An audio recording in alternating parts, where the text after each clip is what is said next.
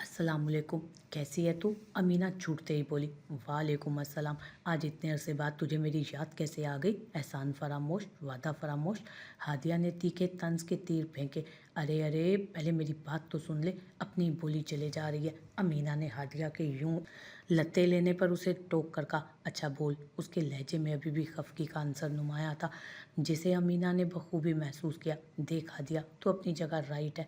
मुझे पता है तू मुझसे शदीद किस्म की नाराज़ है कि मैं अपनी सबसे प्यारी दोस्त की शादी में शिरकत नहीं कर सकी, मगर मैं भी क्या कर सकती थी। शमशेर भाई ने मुझे तेरी शादी में आने से मना कर दिया, और जब मैंने चुप कराने की कोशिश की तो उनकी उकाबी नज़रों ने मुझे देख लिया, तो उन्होंने मेरा मोबाइल लेकर मुझे कमरे में बंद कर दिया। तब से उसने मेरे घर से निकलने पर पाबंदी लगा रखी, और अम्मा भी शमशीर भाई का कहा नहीं टालती। भाई आखिर को उनके लाडले बेटे जो हैं रोज़ाना सफाई करने शमशीर भाई के कमरे में जाती रही कि किसी तरह मेरा मोबाइल मिल जाए तो तुझे अपनी आप बीती सुना सकूं। वो अफसुर्दगी से बोली। आज शमशीर भाई के कमरे की सफाई के दौरान देखा कि वो अपनी अलमारी को लॉक लगाना भूल गए थे। बस फिर क्या था, तेरी सहेली ने अपना काम दिखा दिया। अपना मोबाइल निकाला और चार्ज करते ही सबसे पहला काम तुझे फ़ोन लगाने का किया। अब की बार वो थोड़ा पुरजोश आवाज़ में बोली, चल बता अब तू कैसी है, और तेरा हाथ बलोच वो कैसा है? वो भी ठीक है और मैं भी ठीक हूँ। मैं तो बहुत एक्साइटेड थी तुझसे पूछने के लिए। बता, कोई गुड न्यूज़ आई? Shut up Amina. पहले तो चंद लम्हे उसे अमीना के सवाल की समझ नहीं आई, और जब आई तो फ़ोन पर गुस्सीली निगाह डालकर फिर फ़ोन कान से लगाए उसने प्यार भरी डांट पिलाई। वो दांत निकालने लगी। अच्छा चलो, अल्लाह जल्दी वो दिन भी दिखाए। अमीना दांतों की नुमाइश करते शरारती अंदाज में बोली। हाय मेरे ख्वाबों का शहजादा, घोड़े पर बैठ कर आने की बजाय शायद कछुए पर बैठ गया, जो इतनी देर लगा रहा है, और मैं बेचारी उसके इंतज़ार में बैठ बैठ कर सूख सूख का कांटा हो गई हूँ। वो ठंडी आ भरते बोली, जो तुझे लेकर जाएगा ना उसकी किस्मत का तो अल्लाह ही हाफिज़ है। हादिया मुस्कुरा कर बोली, एवं ही अल्लाह हाफिज़ है? अपनी किस्मत पर रश्क करेगा मुझ जैसी टैलेंटेड बीवी पाकर। वो फर्जी कॉलर उचकाकर हंसते हुए बोली, अच्छा बता बाबा साईं कैसे हैं? हवेली चक्कर लगा तेरा? हादिया ने उससे अपने बाबा दिलावर बलोच के बारे में पूछा। जब से उसकी रुखसती हुई थी एक बार भी दिलावर बलोच से उसकी ना तो मुलाकात हुई और ना ही कॉल पे बात। अगर ससुराल में उससे अच्छा सलूक किया गया था तो उसने इस बात का नाजायज़ फ़ायदा नहीं उठाया। किसी से पूछे बिना उसने भी अपने बाबा साईं को कॉल नहीं की। हालांकि उसे रोज़ाना उनकी याद सताती थी, मगर वो दिल पर पत्थर रख लेती और खुद को समझा लेती। मैं अम्मा के साथ पिछले हफ्ते गई थी हवेली। मामू जान की तबीयत ठीक नहीं रहती, ज़्यादातर हवेली में ही रहते हैं। बाहर आना जाना बहुत कम कर दिया। सारे काम शमशेर भाई संभालते हैं। अमीना ने संजीदगी से सारी सूरत हाल बतलाई। अब बाबा साईं से मिलेगी तो उन्हें मेरा सलाम देना, मेरी तरफ से उनका हाल पूछना, उन्हें बताना कि मैं यहाँ बहुत खुश हूँ। वो मेरी तरफ से परेशान ना हो, बस अपना ख्याल रखें। हादिया ने नम आवाज़ में कहा। दूसरी तरफ अमीना भी उसकी आवाज़ में नमी महसूस कर गई, तभी बात बदलने की कोशिश की। वैसे सोचने की बात है, तेरा हाथ बलोच तो बड़ा रोमांटिक था ना, फिर इतनी देरी क्यों? वो लहजे में शरारत समोई बोली। बहुत बेशर्म हो गई है तू अमीना। हादिया मुस्कुरा कर बोली। चंद इधर उधर की बातें की, अभी उसने कॉल रखी थी कि हाथ बलोच की कॉल आने लगी। हादिया ने गुस्से से कॉल काट दी। जिस रात यहाँ से होकर बजाय कि अपने किए की माफ़ी मांगता वो अपनी मनमानियाँ करके यहाँ से गया था, उस दिन से वो शदीद हैरत और गम गुस्से की हालत में थी। हाथ ने फिर से कॉल मिलाई और हादिया ने फिर से काट दी। कुछ देर बाद उसे व्हाट्सएप पर मैसेज नोटिफिकेशन मौसूल हुआ। एफएम ऑन करो। हादिया ने मोबाइल पर ही एफएम ऑन किया। आज हाथ बलोच की फरमाइश पर उनकी मिसेस, जो उनसे बहुत दूर है और उनसे कुछ रूठी हुई भी हैं, उन्हें मनाने के लिए उन्होंने एक स्पेशल सॉन्ग डेडिकेट किया। आरजे ने सॉन्ग कलेक्शन में से हाथ का बताया सॉन्ग प्ले किया। कच्ची डोरियों से मैनू तू बांध ले, पक्की यारियों में हुंदे ना फासले, ए नाराज़गी कागजी सारी तेरी, मेरे सोनिया सुन लै मेरी दिल दियां गल्लां, करांगे नाल नाल बह के अख नाल अख नूं मिला के। गाने के अल्फाज सुनते ही हादिया के चेहरे पर मुस्कुराहट फैली। वो बैकग्राउंड से टेक लगाते आंखें मूंदे गाना सुनने लगी। गाना ख़त्म हुआ तो अब की बार व्हाट्सएप पर हाथ बलोच की वीडियो कॉल आने लगी। रिंगिंग हो रही थी, मगर वो जानबूझकर कॉल नहीं उठा रही थी। मगर दूसरी तरफ मौजूद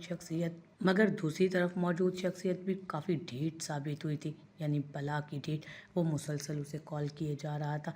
तभी हादिया ने चेहरे पर फैली मुस्कुराहट को दबाकर तासुरात को संजीदा बनाया और कॉल अटेंड की। अपनी मनपसंद शख्सियत को सामने देखकर दोनों की ज़ुबानों पर कुफ्ल लग चुके थे। सिर्फ तिश्ना नज़रें अपने महबूब के दीदार से सैराब हो रही थी। जाने कितने लम्हे यूं ही खामोशी की नज़र हुए। बहुत ही बेवफा निकली आप तो। इतनी देर तक कॉल ना उठाने पर हाथ बलोच के लबों से शिकवा पिसला। वो हल्का सा मुस्कुराया। तुम बताओ, क्या तुम्हारा मुस्कुराना बनता है? तुम जो कहते हो हर बेवफा पे लानत, तो फिर तुम्हारा तो मुंह छुपाना बनता है ना। वो इस्तेज़ाइया अंदाज में कहते हंसी। हाथ बलोच का रंग फीका पड़ गया। उसने खुद को फ़ौरन संभाला। उसे जुदाई का दर्द भी तो उसी ने दिया था। क्या हुआ अगर उसी के दिए दर्द को वो उसी से बांट रही थी तो कुछ गलत भी ना था। वो उसे तरियाक में डूबे अल्फाज को जामे शीरीं समझकर पी गया। दूर बैठकर यूं सर दर्द लगा रहे हो, आखिर बालों में उंगलियां फेर कर इस दर्द को खत्म नहीं कर सकते।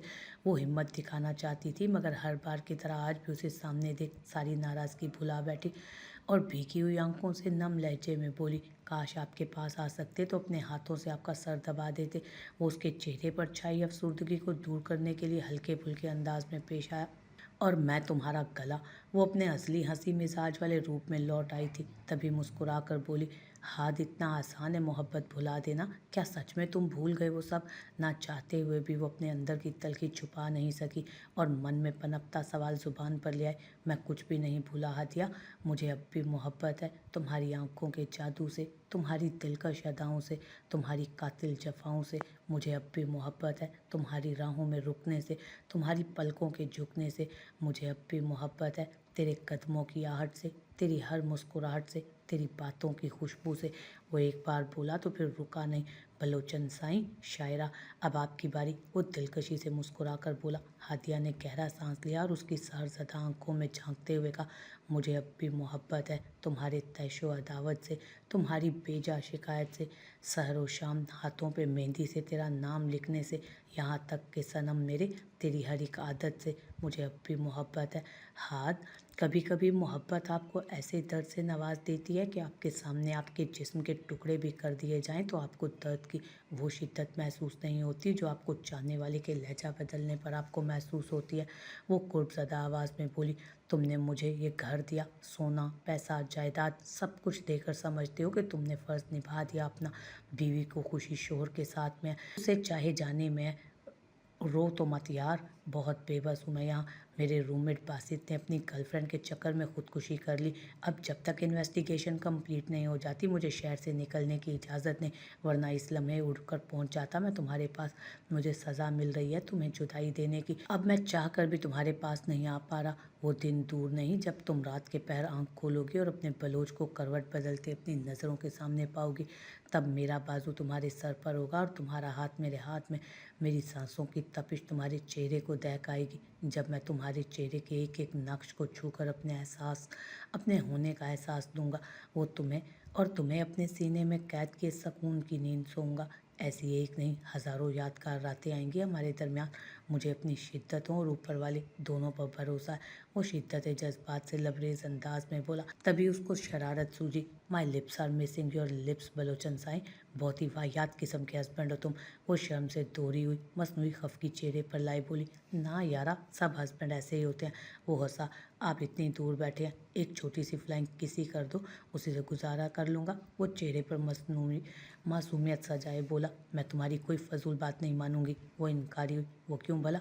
हाथ बलोच ने तकिया पीछे से निकाल कर गोद में रखते उठकर बैठते हुए पूछा, मेरे दिल की आवाज़ है कि तुम मेरी हर बात मानो और मैं तुम्हारी एक भी नहीं।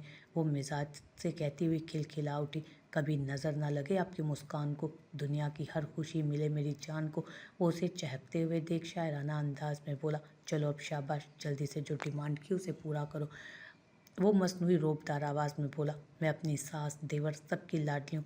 तुम यूँ मुझे ज़रा सा घूर कर भी देखोगे ना तो कसम से रोला पड़ जाएगा, आंखें निकाल देंगे तुम्हारी। वो अकड़ कर बोली, हाय सदके इतने बड़े बड़े ख्वाब। वो इस्तेसाइया अंदाज में हंसा, ना जी, निक्के निक्के सपने। वो निचला लब दांतों तले दबाकर शरारत से मुस्कुरा। कमरे में अंधेरा छाया हुआ था, सिर्फ खिड़की से रोशनी छन कर अंदर आ रही थी। वो रॉकिंग चेयर पर बैठा झूल रहा था, हाथों में सिगरेट पकड़े गहरे कश लेता धुएं के मरगुले बनाकर फिजा में तहलील किए जा रहा था, जिससे कमरे की घुटन में इजाफा हो रहा था। जी डीएसपी साहब, कुछ पता चला? उसके खूबरू चेहरे पर बला के पथरीले तासुरात थे। वो उस पाट अंदाज में पेशानी पर शिकनों का जाल बिछाए फ़ोन कान से लगाए हुए बोला था, मगर दूसरी तरफ से मायूस कुन जवाब सुनकर उसने फ़ोन बिस्तर पर उछाल दिया। कहाँ कहाँ नहीं ढूंढा था उसने चाहत को, दिन रात की परवाह किए सारा इलाका रेगिस्तान का चप्पा चप्पा छान मारा, मगर उसका कहीं कोई अता पता नहीं चला। मुस्तरिब अंदाज में चलता वो कमरे में मौजूद वाहिद विंडो के पास आया। कमरे में धुआं भरा था और धुएं की वजह से ग्लास वॉल पर भी उसके असरात नुमायां थे। स्याह शलवार कमीज में अपने आम से हुलिये में वो माहौल पर छाया हुआ था। घनी मूंछों तले उनाबी लबों में दबा सिगरेट, गहरी सुरमई आंखों में सुर्ख डोरों के साथ साथ सोच की परछाइयाँ वाज़ेह थी। पेशानी पर बिखरे बाल, एक हाथ ग्लास वॉल पर टिकाए, नजरें एक ही जाविये पर मरकूज। वो किसी गहरी सोच में गुम था। आंखों में मौजूद डोरे अनगिनत रातों की रत जगह के गवाह थे। आंखों के पर्दों पर रोशन सरापा, जिसकी नीली समंदर जैसी आंखें उसकी जिंदगी की हैसियत रखती थी। इसी आलम में, इस तराब में उसने जलता हुआ सिगरेट मुट्ठी में दबोच लिया। हथेली पर जलन का एहसास तक न था। दिल के दर्द के आगे उसने मुट्ठी खोलकर बुझा सिगरेट नीचे फेंका। नया सिगरेट सुलगाकर अपने उनाबी लबों में दबाया। तुम्हें कूल लगता था ना मेरा सिगरेट पीना, तो आओ देखो, सिगरेट फूंक फूंक कर मैंने ये कमरा तुम्हारी यादों के धुएं से भर दिया, जो तुम्हें अट्रैक्ट करता था। वो मध्यम आवाज़ में बोला, मगर लहजे में बला की जनूखेजियाँ और कुर्ब की झलक दिखाई दे रही थी। यारम, तुम क्या कर रहे हो? मैं तुम्हें पूरे घर में तलाश कर रही थी। फिर शाजिया ने बताया कि तुम यहाँ, ये क्या हाल बना रखा है कमरे का। तौबा, यहाँ तो सांस नहीं ली जा रही।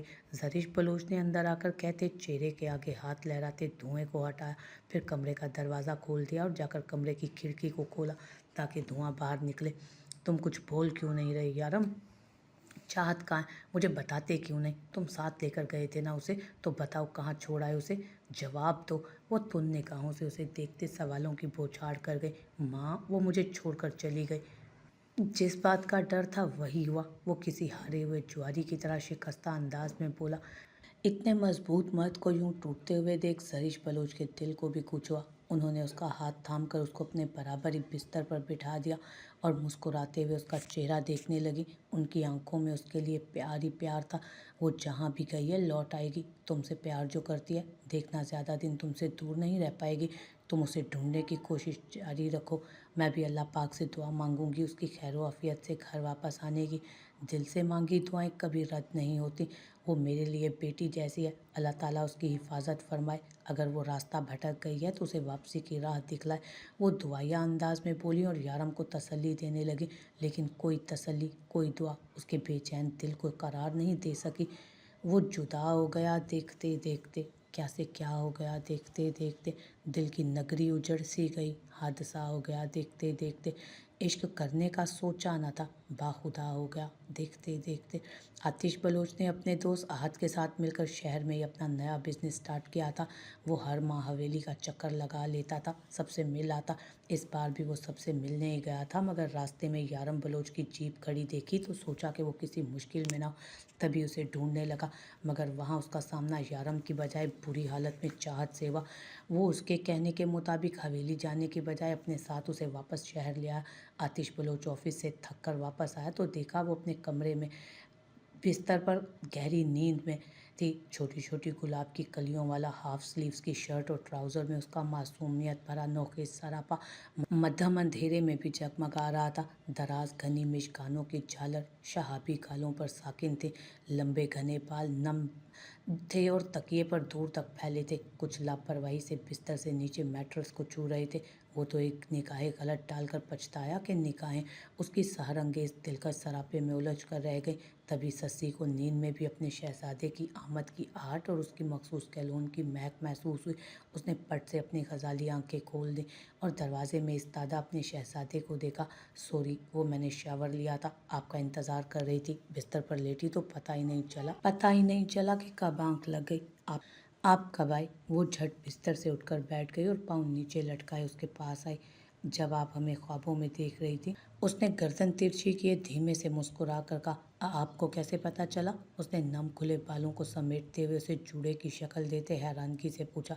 रहने दें, ऐसे ही अच्छे लगते हैं। वो उस मंजर में से निकलना नहीं चाहता था। तभी खुमारज़दा आवाज़ में बोला, अगर इजाज़त हो तो इनकी ठंडक और महक महसूस करना चाहता हूँ।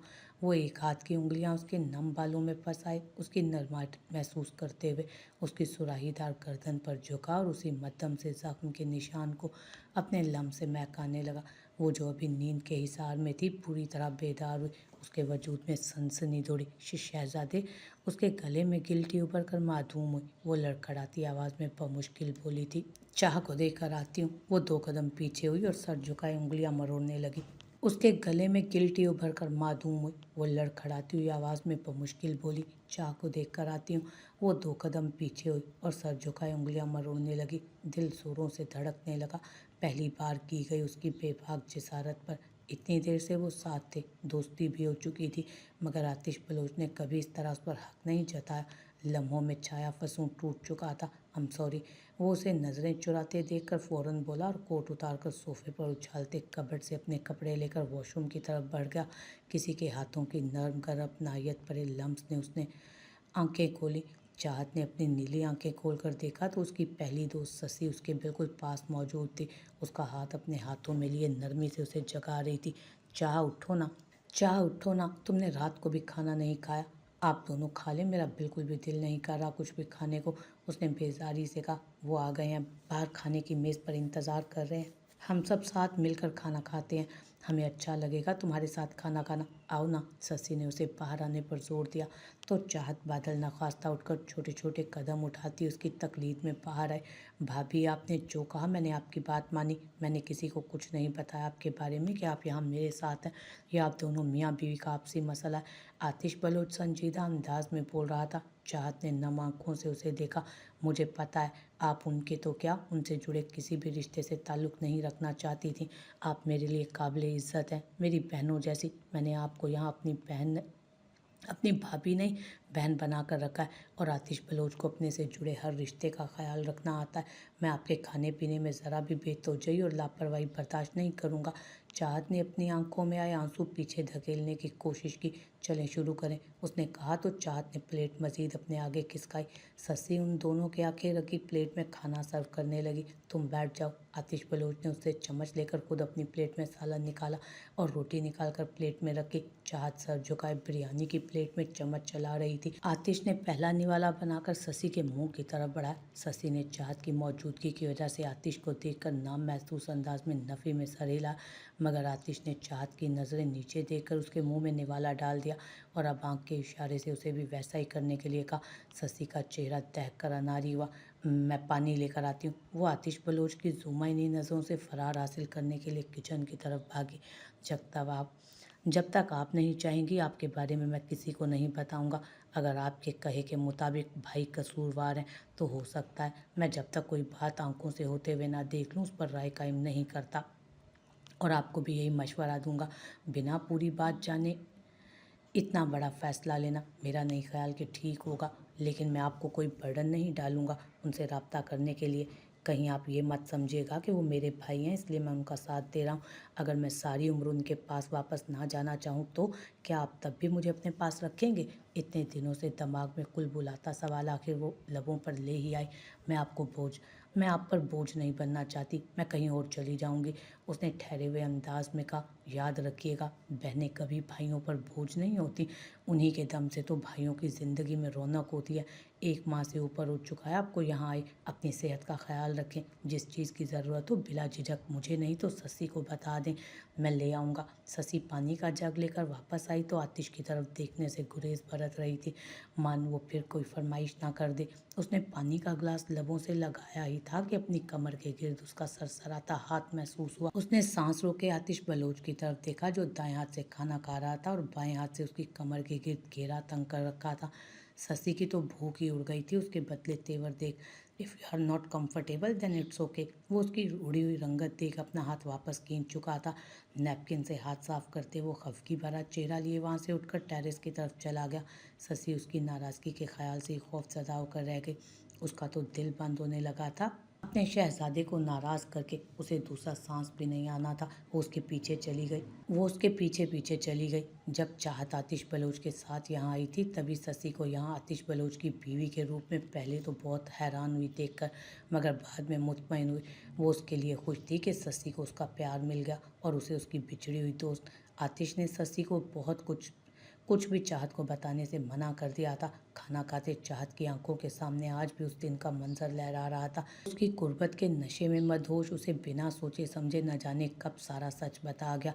उसे खुद भी खबर ना हुई, जबकि चाहत के दिलो दिमाग पर तो अपने भाई आदम के बारे में सब सुनकर हैरतों के पहाड़ टूट पड़े। वो बेयकीनी से उसे देखती, उल्टे कदम लेती, बिना आवाज़ धुआंधार रोती निकलती चली गई। वो कब से बस दौड़ती जा रही थी और भागते भागते उसके पैर भी दुखने लगे। उसे समझ नहीं आ रहा था वो कहाँ जाए। ये एक सुनसान जगह थी, दूर दूर तक कोई घर या सड़क दिखाई नहीं दे रही थी। वो बस किसी तरह उसकी पहुंच से दूर जाना चाहती थी। जो अजियतनाक सच सुनकर आई थी, ये बस वही जानती थी। अब भागते भागते उसकी सांस भी फूलने लगी, मगर उसे भागना था। वो जैसे ही थोड़ा सांस लेने के लिए रुकी, उसको समझ नहीं आया कि क्या करे, कहाँ जाए। बस वो भागती चली जा रही थी। उसके नंगे पाँव से खून भी निकलने लगा। फिर अचानक भागते भागते उसको सड़क नजर आ ही गई। उसको यकीन था कि यहाँ उसे कुछ मदद ज़रूर मिलेगी। वो सड़क पर आते ज़ोर ज़ोर से भागने लगी और पीछे देखने की उसने हिम्मत भी नहीं की। और वो अपनी धुन में भागती जा रही थी कि सामने से आती कार से बुरी तरह टकरा कर ज़मीन पर गिरी। उसकी कनपटी से खून निकल रहा था। कुछ तो पाँव के जख्म का दर्द और कुछ सर की चोट का दर्द। अब हिम्मत नहीं बची थी कि वो खुद को होश में रख सके। उसकी आंखें धीरे धीरे बंद होती चली जा रही थी।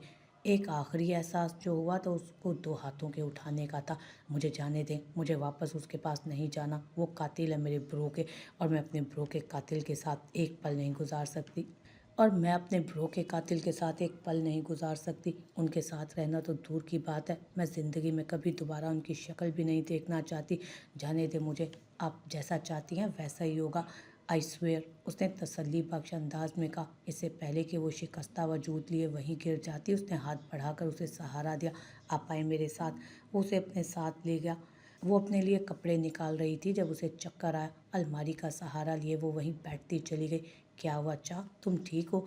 शशि, जो उसके लिए और अपने लिए चाय लेकर आई थी साथ मिलकर पीने, तभी उसे सर पर हाथ रखे देखा तो फिक्र भरे अंदाज में पूछा, पता नहीं, आज सुबह से ही चक्कर महसूस हो रहे हैं। उसने खुद को संभालते कहा, कमज़ोरी हो गई होगी चा, कुछ खाया पिया करो। एक तो तुम कुछ ठीक से खाती भी नहीं ना। अभी वो उसको कह ही रही थी कि चाहत को वॉमिटिंग फील हुई और वो वॉशरूम की तरफ भागी। तुम ठीक हो ना चा? वो भी परेशानी से उसके पीछे वॉशरूम की तरफ भागी। उसकी आंखों में वॉमिट की जगह आए आंसू देखकर उसे उसकी फिक्र हुई। नल खोलकर उसने चाहत का चेहरा खुद अपने हाथों से धुलवाया और उसका हाथ थामकर सहारा देते वॉशरूम से बाहर निकली।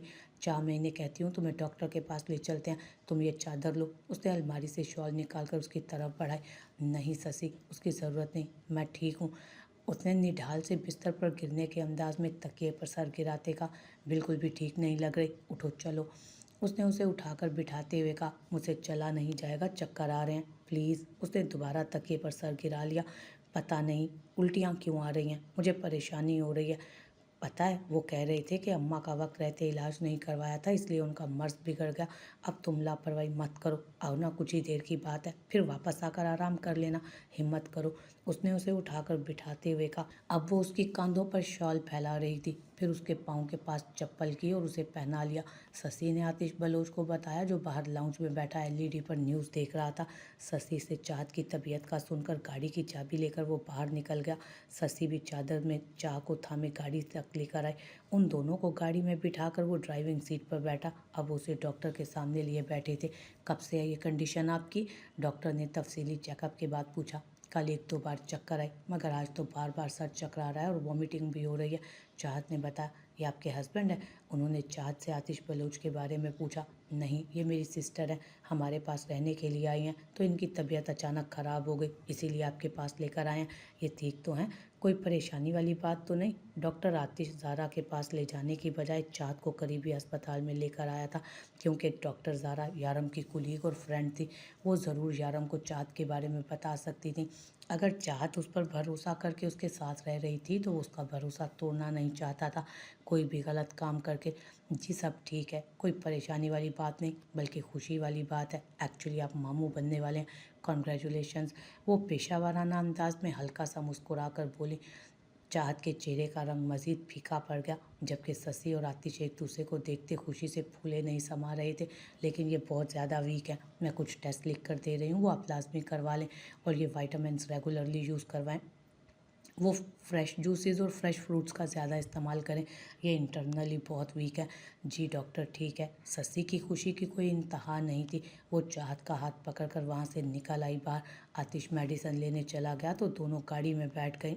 वक्त पर लगाकर उड़ता जा रहा था। गुजरता हुआ हर दिन जिंदगी की किताब से किसी पोशीदा वर्ग की तरह पढ़ता जा रहा था। हर गुजरता लम्हा अपने साथ कुछ बहा कर ले गया तो वहीं अपने साथ बहुत सी यादें भी बना गया। कल हवेली में हाथ बलोच के वलीमे की तकरीब रखी गई थी। जिस तरह से हाथ बलोच और हादिया की शादी हुई, फलक बलोच की मौत के बाद सब बिखर गया था। फिर हाथ पढ़ाई के दौरान उसके रूममेट बासित के केस के सिलसिले में वहीं रुका था। बासित जिससे मोहब्बत करता था। जब वो अपने घर गई तो उसके वालिदैन ने ज़बरदस्ती उस लड़की की शादी करना चाही। उस लड़की ने निकाह से कबल नींद की गोलियों की ओवरडोज लेकर अपनी जान दे दी। बासित को जब यह खबर मिली तो उसने भी उसके बिना रहने की बजाय बिना सोचे समझे हराम मौत को गले लगाने को तरजीह दी। सारा केस खुलकर सामने आ गया तो हाथ बलोच भी आज़ाद हुआ। वो हवेली आने जाने लगा। अपनी पढ़ाई के दौरान हवेली में दो जुड़वा नन्ही परियों की आमद हुई तो वीरान हवेली में उनकी कुल कार्यों से रौनक लग गई। जरीश बलोच फूले नहीं समा रही थी। हाथ बलोच अपनी परियों के साथ हादिया को अस्पताल से हवेली ला चुका था। उन्हीं नन्ही परियों की आमद पर जरीश बलोच ने एक छोटी सी तकरीब रखी। आतिश बलोच और शशि को पता चला तो उनकी खुशी की कोई इंतहा न रही। आतिश हवेली में जाकर हाथ को मुबारकबाद देना चाहता था, तभी जरीश बलोच ने तकरीब पर उसे हवेली आने को कहा। आतिश बलोच ने अभी तक अपनी शादी के बारे में किसी को नहीं बताया था। इस बार वो हवेली जाकर सबको अपनी और शशि की शादी के बारे में बताने का फैसला कर चुका था। वो साइट पर था। वहाँ से रैश ड्राइविंग करके ऑफिस पहुँचा था और सीधा अपने कैबिन गया, जहाँ आज पहले ही फाइल्स का ढेर लिए बैठा था। दरवाज़ा खुलने की आवाज़ पर उसने चौंक कर देखा। आतिश को देख आहत उठकर उसके पास आया। शुक्र है यार तुम आ गए। मैंने तुम्हें इतनी कॉल्स की, तुमने एक भी पिक नहीं की। हाँ मैं नहीं सुन सका। बताओ तुम कौन सी फाइल नहीं मिल रही?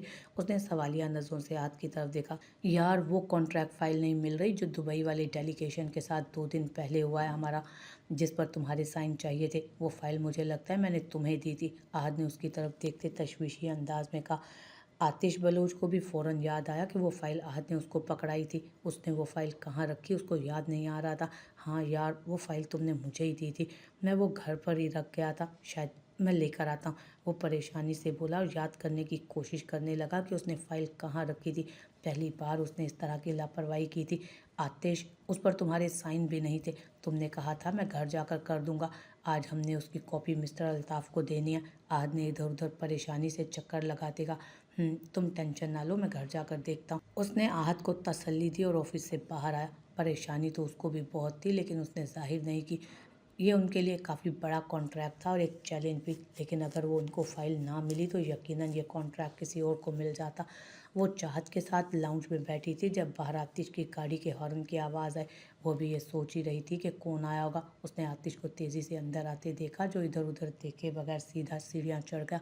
चाहत और शशि ने हैरानगी से एक दूसरे को देखा। ये आतिश ब्रो को क्या हुआ? इतनी जल्दी में आए और परेशान भी लग रहे थे। उन्होंने परेशानी से उसे कहा, शायद कुछ चाहिए होगा। उसने शाने उचका कर कहा, शशि शशि। अभी वो बात कर ही रही थी कि आतिश की आवाज़ उनको नीचे लाउंज में सुनाई दी। आज ब्रो इतने गुस्से में क्यों हैं?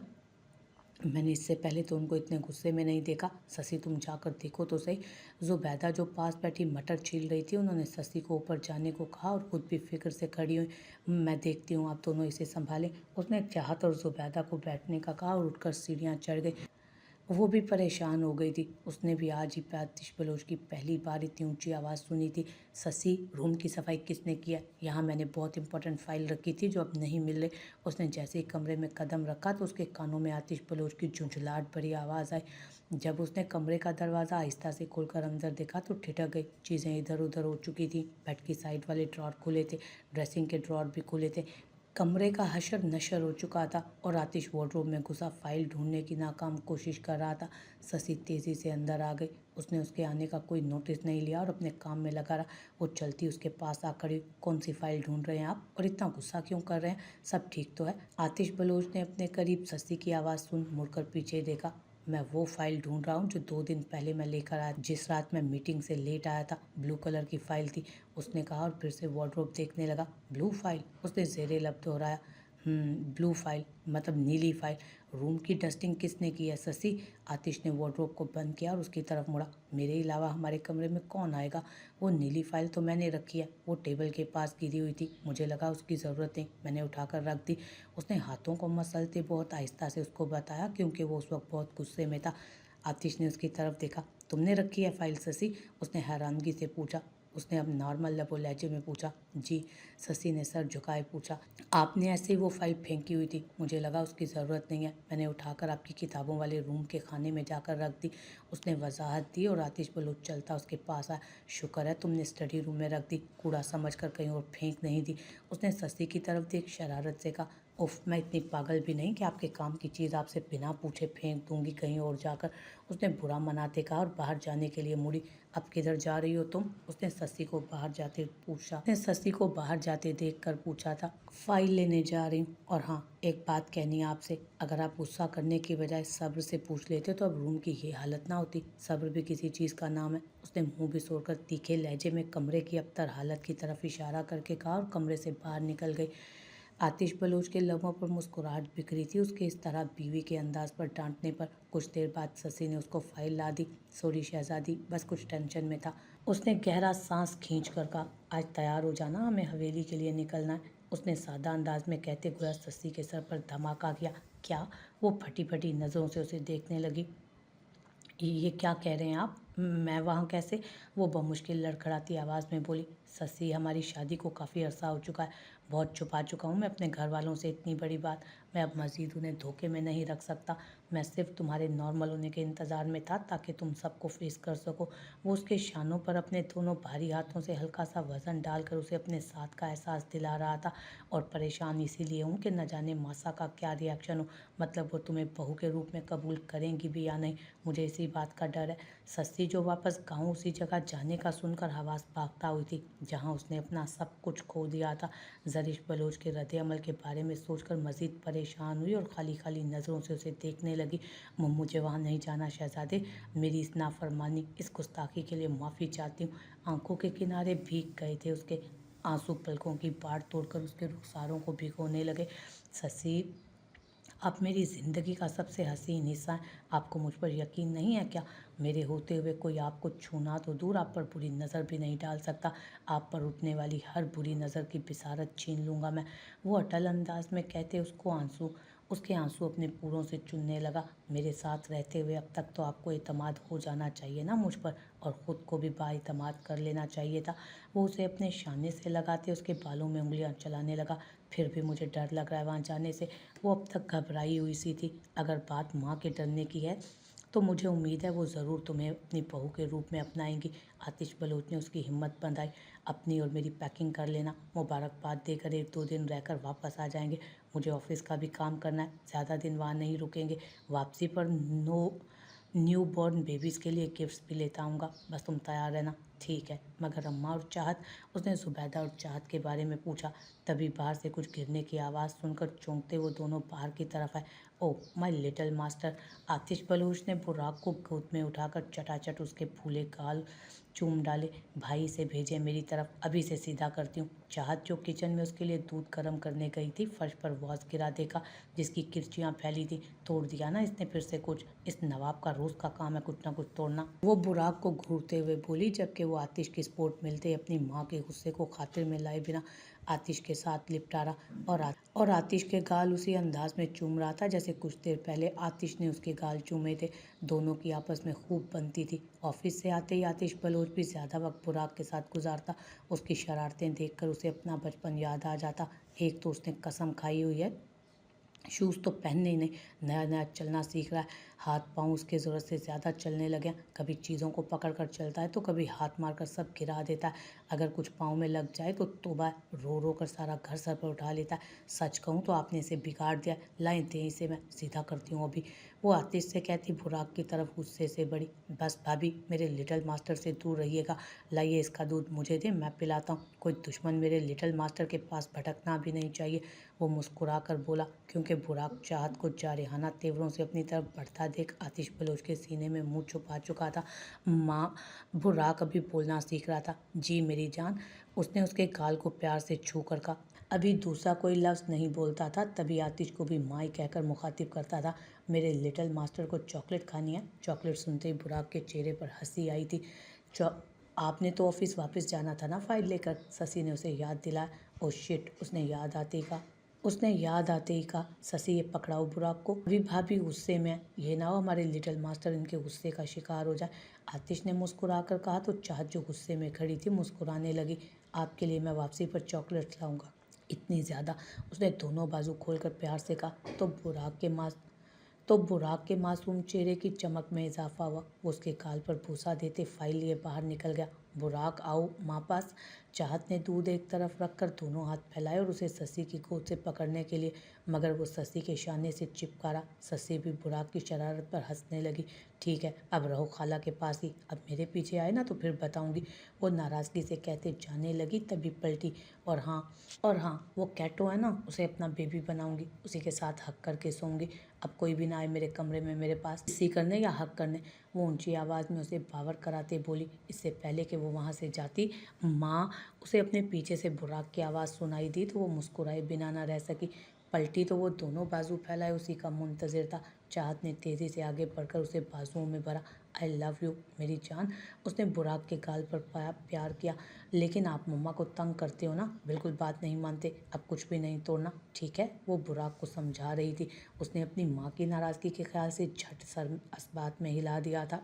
सवाल ये नहीं कि तारों में रोशनी क्यों है, सवाल ये है कि तारीख ज़िंदगी क्यों है। सवाल ये नहीं कि क्यों दुख के सिलसिले हैं दराज, सवाल ये है कि इतनी सी खुशी क्यों है। सवाल ये नहीं कि दरपेश मसले हैं बहुत, सवाल ये है कि मुझे उनकी आगही क्यों है। सवाल ये नहीं कि किसको पुकारता हूँ मैं, सवाल ये है कि आवाज़ गूंजती क्यों है। शबो रोज़ किस तरह गुजर रहे थे उसे कुछ होश ही नहीं था। कब दिन चढ़ा, कब रात ढली, वक्त जैसे उसके लिए बेमायने सा हो गया था। हिस्सियात जैसे मुंजमद सी होकर रह गई थी। एक अजीब कैफियत तारी थी। अजब आलम इज़्तिराब था जिसने उसके पूरे वजूद को अपने हिसार में लिया था। कमरे की एक एक शय को छूकर वो महसूस कर रहा था कि उन चीज़ों से आज भी उसके वजूद का एहसास मौजूद था। जाने कितने अरसे से वो ठीक से सोया भी नहीं था। उसकी ज़िंदगी की तरह नींद भी उससे रूठ चुकी थी। उस दुश्मन जान के बारे में पहरों सोचता रहता। कितनी बार वो उस जगह पर जा चुका था जहाँ आखिरी बार उसने उसे खोया। उससे एक बार मिलने की ख्वाहिश बाकी ख्वाहिशों की तरह दिल में तप कर रह गई। आंखों में वीरानियों की वहशत टपक रही थी। उसने अपने मोबाइल को देखा। वो अब भी उसकी मखरूती उंगलियों का लम्स अपने बेजात फ़ोन पर महसूस कर रहा था। कितनी बार छुआ होगा उसके पुरोने से, कितनी बार उसकी पुरहिद्दत उंगलियों की गिरफ्त उस पर रही होगी। मुझसे ज़्यादा तो वो उसकी तवज्जो का मरकज़ बना रहा। मुझे तो खुद पर बहुत इख्तियार था। न जाने कैसे उसकी मोहब्बत ज़ैतून की जड़ें बनकर मुझ में पैवस्त हो गई। मोहब्बत पर भला किसका इख्तियार हुआ? दूर खड़ी मोहब्बत उस पर मुस्कुराई। उसने कबर्ड के साथ ही पुश लगाकर गहरा सांस हवा के सपुर्द किया। कितना दर्द था ना दिल में, किस कदर कुर्ब में मुब्तला था ना वो। किससे कहता, किससे बांटता अपना गम। वो तो सरदार था इलाके का, उसे सबके सामने मजबूत रहना था। उसके साथ एक नहीं हज़ारों जिंदगियां जुड़ चुकी थी जो उसे उसके बारे में सोचने का मौका फराहम नहीं कर रही थी। लेकिन तन्हाई में वो टूट जाता, फिर खुद को संभाल कर मजबूत बने बाहर निकल जाता। उसने कभी किसी पर जाहिर नहीं होने दिया कि वो अंदर से किस कदर टूट फूट का शिकार है। अचानक ही पूरा कमरा जैसे खुशबुओं से भर गया। उसे सामने देख उसकी धड़कनों का इरताश बढ़ने लगा। यारम तज़्बज़ब का शिकार था, ख्वाह वो ख्वाब है या हकीकत। उसकी सुरमई आंखों में यकलक तहय्युर सिमट आया। वो आंखें झुकाए खड़ी थी, फिर रुख मोड़ गई। तुम कहाँ मिलोगी मुझे? वो उसके शाने पर हाथ रखकर उसे पलटने ही वाला था कि उसकी छवि देखते देखते आंखों से ओझल हुई। एक बार फिर नए सिरे से टूटा था वो। मेरी सांसें चल रही हैं, इसका मतलब तुम भी हो, बस दूर हो मेरी पहुंच से। उसने सिगरेट सुलगाकर उसका गहरा कश लेते हवा में उछाला। बरसों हो गए हैं हमें जुदा हुए, अब तो तुम मेरे साथ नहीं हो। फिर भी ऐसा क्यों लगता है, जब भी धुआं उछालता हूँ उसमें तुम्हारा चेहरा बन जाता है। उसने कुर्बज़दा आवाज़ में खुद कलामी की। आंखें बंद किए गहरा सांस लेते वो राइडिंग के लिए तैयार होकर चला गया। उसने गांव के अमूर संभालने के साथ साथ अपने गांव में आला नस्ल के घोड़े मंगवाए थे। घोड़ों की खरीदो फरोख्त के लिए पाकिस्तान भर से लोग यहाँ आने लगे थे। पिछले साल तो यहाँ घोड़ों की दौड़ का मुकाबला भी किया गया। वो तैयार हुए बाहर निकल आया। अस्तबल की तरफ बढ़ा। उसे देखते ही वहाँ के मुलाजिम ने उसका सफ़ेद बालों वाला आला नस्ल का घोड़ा निकाला। सरदार, वो ब्लैक राइडिंग सूट में मलबूस, अपनी सुरमई आंखों पर स्याह गॉगल्स लगाए, छलांग लगाकर उस पर बैठा ही था कि उसके नए मुलाजिम ने उसके करीब आकर उसे मुखातिब किया। यारम बलोच ने गर्दन तिरछी किए उसे देखा, जैसे बोलने की इजाज़त दियो। बोलता तो वो पहले भी नाप तोल कर ही था, अब तो वो यूनानी देवता अपनी मगरूर तबीयत के साथ मज़ीद सहारंगेज़ लगने लगा। सरदार, वो मैंने मुंशी साहब को गुलजान के पास जाते देखा है, उसने डरते डरते बताया। व्हाट, ये क्या कह रहे हो तुम? ओह, तो वो गांव में नहीं थे, तो वो मुझसे छुट्टी लेकर किसी काम से दूसरे शहर गए हुए थे। एक हफ्ते से वो वहाँ कैसे जा सकते हैं? तुम्हें कोई गलत फहमी हुई होगी वारिस। उसकी बात सुनकर यारम बलोच को हैरत का झटका लगा। घोड़े की लगाम थामे हाथ भी ठिठक गए। घोड़े की लगाम थामे हाथ भी ठिठके थे। सरदार, वारिस को कोई गलतफहमी नहीं हुई। मैंने भी सुबह तड़के वेले इन्हीं गुनाहगार आंखों से देखा है मुंशी साहब को उस गोठ में। उसके दूसरे बंदे ने भी तस्दीक कर दी। दोनों की बात सुनकर उसका भी माथा ठनका। उसकी परेशानी पर शिकनों का जाल बिखरा। कोई ना कोई गड़बड़ तो ज़रूर है, मुझे अब खुद इस बात की तह में पहुंचना होगा। उसने दिल में सोचा, तुम लोग खामोश रहना कि मुझे उनके यहाँ होने का पता चल चुका है। अगर वो वाकई यहाँ हैं तो उससे उलझना मत। समझ गए हो ना मेरी बात? जी सरदार, जैसे आपका हुक्म, उन दोनों ने मुअद्दब लहजे में कहा। उसने सबको हिदायत तो कर दी, लेकिन खुद किसी गहरी सोच में डूबा। मुंशी साहब यहाँ कैसे हो सकते हैं? उसका शुमार बाबा साईं के ख़ास आदमियों में से होता है। वो बाबा साईं का बहुत पुराना और मुखलिस शख्स है। वो गुलजान से मिलने क्यों गया होगा, जबकि वो अच्छी तरह जानता है कि गुलजान हमारा खैर ख्वाह नहीं।